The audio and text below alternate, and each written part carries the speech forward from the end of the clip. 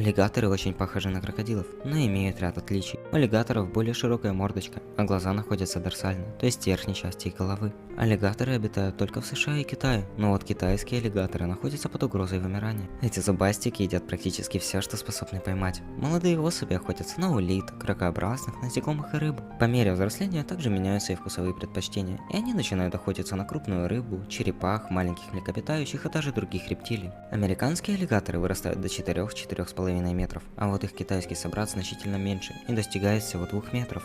Аллигаторы, как и все животные, крайне удивительны и интересны, поэтому не путайте их с крокодилами. А с вами был Наокот. Удачи!